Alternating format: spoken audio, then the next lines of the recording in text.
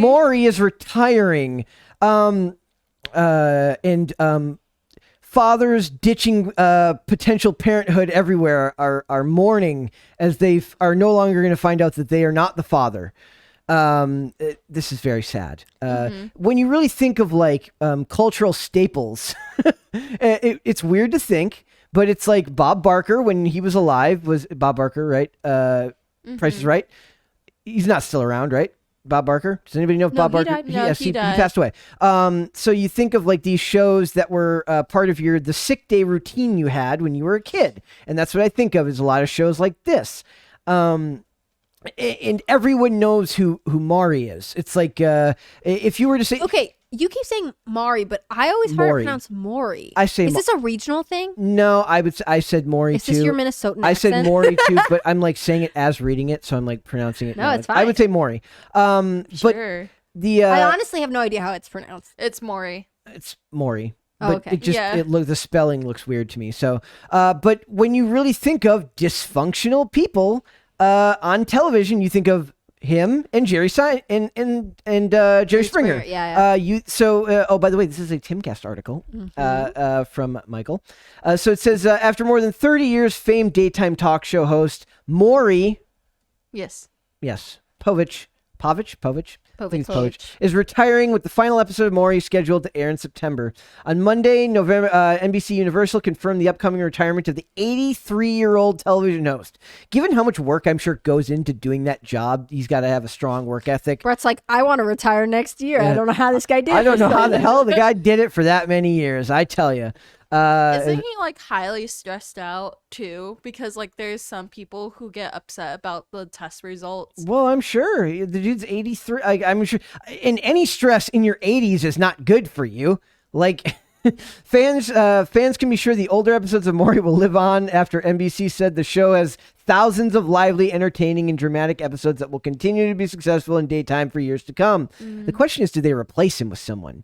Because you can't keep the name. Him, you can't keep the name, so it's like. Well, Steve Harvey has a talk show, right? That sometimes has stuff like this on it, or no? There was what didn't Arsenio Hall do or not? Like maybe something just like fills the void. Yeah, well, there's other shows like this. They were never my cup of tea because it always seemed. Well, really... you guys forgot Jerry Springer and then Dr. Phil. I mentioned Jerry Springer. Yeah. Oh, you guys did. I zoned out.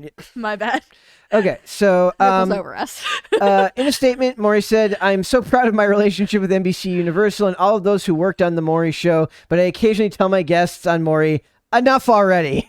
They film in my home state, I believe. Oh, there you go. The daytime talk show discovered a successful formula for attention that has continued to work for most of its existence. Maury developed a strategy of using tests to reveal paternity results of those in question or lie detectors to see if a spouse is cheating or not. The high drama approach garnered lots of attention and ratings for the talk show. Think of how many cultural shifts 30 years has so 30 years ago is what?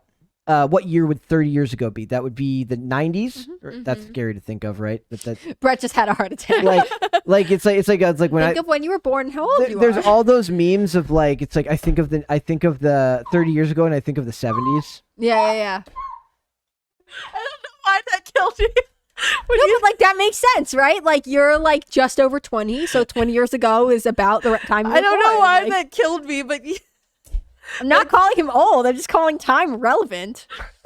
I don't know why that killed me. I'm so sorry. Continue.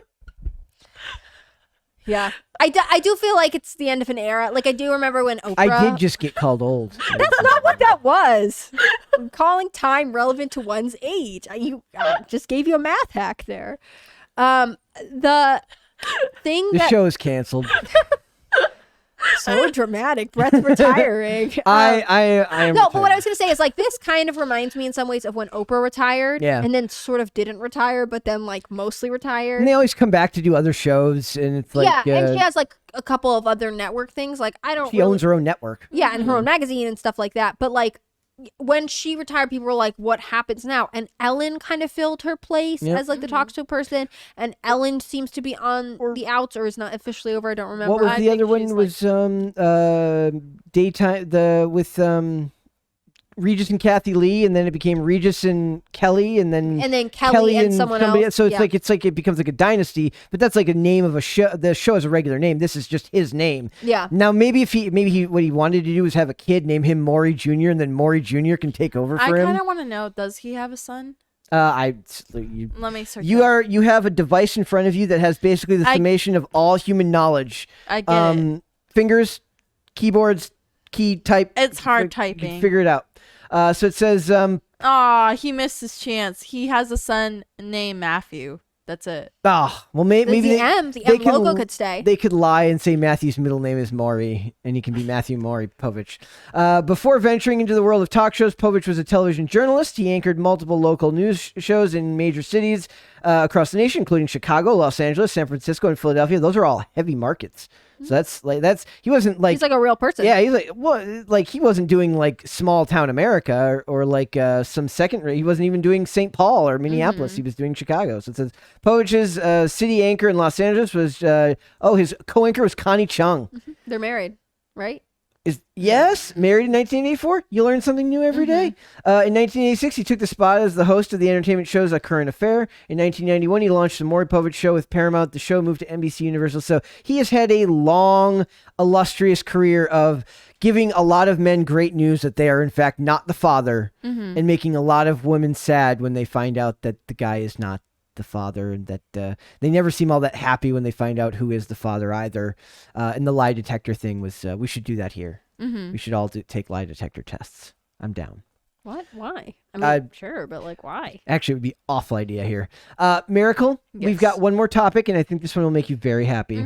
It's actually a prequel. Earlier, I said sequel. Supernatural prequel. The Winchesters adds Meg Donnelly and Drake Rodger in lead roles. It should be noted that this was an announcement of such magnitude that our coworker Sarah was quite excited.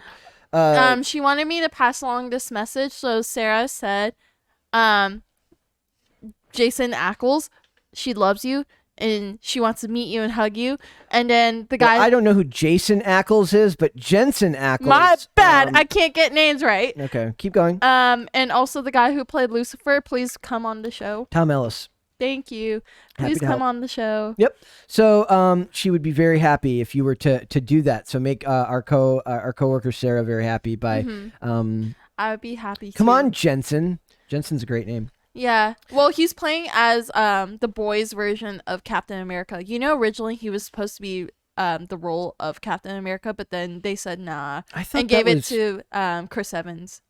You mean Homelander? The guy who plays Homelander? No. On who plays So Homelander. Homelander's Anthony Starr. Yeah, but basically Jensen Ackles, it's going to be a different version. Okay. It's going to be like a parody version of Captain America. And it's ironic because originally he was supposed to play as Captain America. We've got news on The Boys that we're going to cover tomorrow. Yay. Yep. So I love that show. So we've got some hot off the press news surrounding the prequel tale of everyone's favorite demon hunting family. It was revealed that Meg Donnelly from American Housewife and Drake Rodger from The In-Between will hop on board the CW's The Winchesters. The two performers will join Nita Kershid from Station 19 and Jojo Fleitas, whose castings were announced in the just last week. I don't know. Those two aren't names that I'm familiar with. Station 19's a little too modern for me as far as I could still kind of watch Chicago Fire once every blue moon and not be weirded out by the guy's American accent, who's clearly Australian. So it says producer Robbie Thomas is teaming up with the Supernatural star Jensen Ackles and Ackles' wife, actress Danielle Ackles from One Tree Hill, to create the series alongside Warner Brothers. It says Glenn Winter from Supergirl. Yeah, Glenn Winter. As a producer, Glenn Winter is very prolific. He's done a lot of stuff. So Thompson, who also joins the series as an executive producer, penned The Winchesters, which will tell a story long before Dean and Sam picked up the family business. So this is the parents. Yeah. Okay. Is this something that you're excited about? I'm kind of excited because Didn't they try another spin-off earlier and it didn't take? There was like another spin-off attempt for a different type of supernatural spin-off. I don't recall this. Okay, so you're excited about this. I'm really excited because if you actually watch Supernatural all the way to those 13 seasons, first season, how you're introduced to the mom, she's on the ceiling on fire. I remember that. Above a baby's crib. I've only watched the first season, and I remember that part. Well, like later they do talk about her like she's like the nicest woman you'll ever meet. Other than being on fire above a baby's crib. Motherhood is really stressful. It's like, give me a break. Well, she was only on fire because of demon. I need a glass of wine, she said. And it said that. But no, I feel like they could do it. If Sarah requested this, CW, please allow to have gory moments. If you cut off somebody's head, show you cutting off the head and blood spewing out. I don't think the CW really has a say in that matter because it's network television. They could do, 10 o'clock. They're always listening to us. Though. You're They're part giving of our regular constituency. They are. You're given more leeway the later you are on at night, so that depends on what their target demographic is.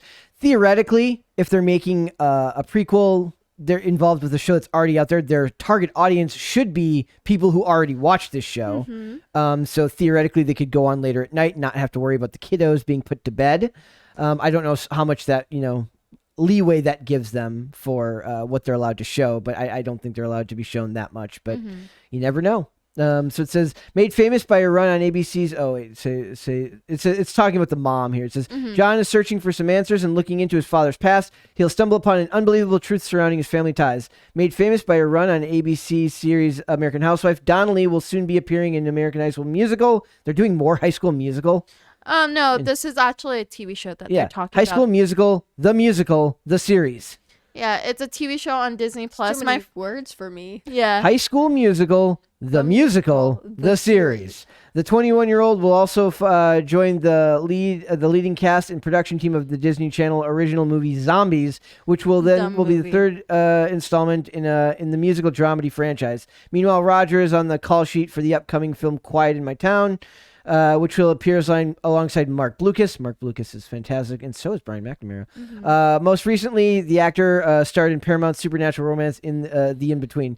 So this is focusing on the parents. What would you like to say? Are there questions you would like them to address? Is there aspects of the story in the 13 seasons? I kind of want them to address like how they got into the business, because I know that the father was into it. How did the wife get into it? Okay. And how she get a contract with a demon, because they said basically a demon like took her soul. That's why she was on fire. Okay.